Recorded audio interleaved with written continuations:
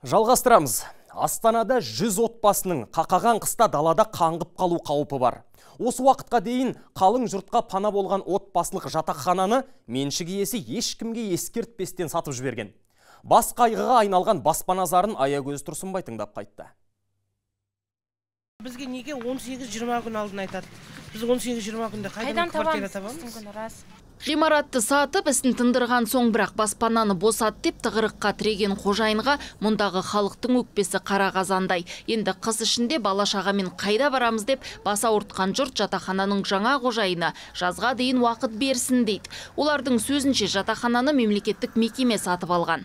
Ол кісі бұл нені общежитияны сатқан. Мемлекетке өтті деді. Енді біз сол кісіден сұрап едік қой, бізге осындай жағдай істеп бер әзірге. Біз майда шығайық, майдана оқу бітсін деп.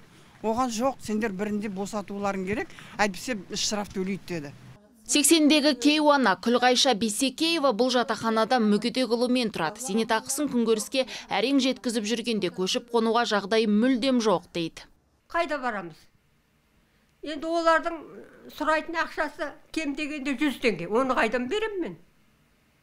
Минимальный пенсиядан оны қайдан берем? Ұлымның нан алатын ақшасы жоқ.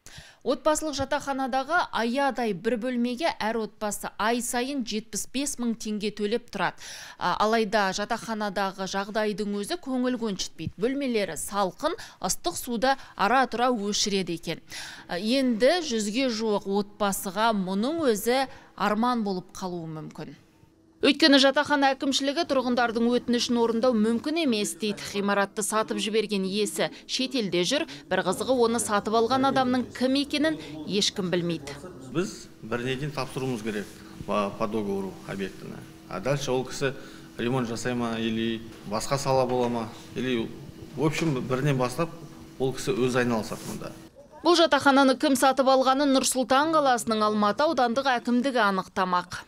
Қай мемлекеттік мекемеге кетті, ол мемлекеттік мекеменің болашақтағы несі қандай болады деген, енді ол ақпаратты толықтай білмейінше айтамаймын. Бірақ тиісті осында тұрған халықтарға жақын арадағы жатақханалармен сөйлесіп, жаңағыдай ешқайсысын ешкімді көшеде қалдырмау, ол біздің парызымыз. Қыс ішінде жаны қысылған қарашаның мәселесі нақты қандай шешім табатыны белгісіз.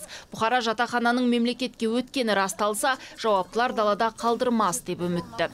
Аягөз Тұрсынбай, Санат Иманғали, Айбат жаңалықтар қызметі.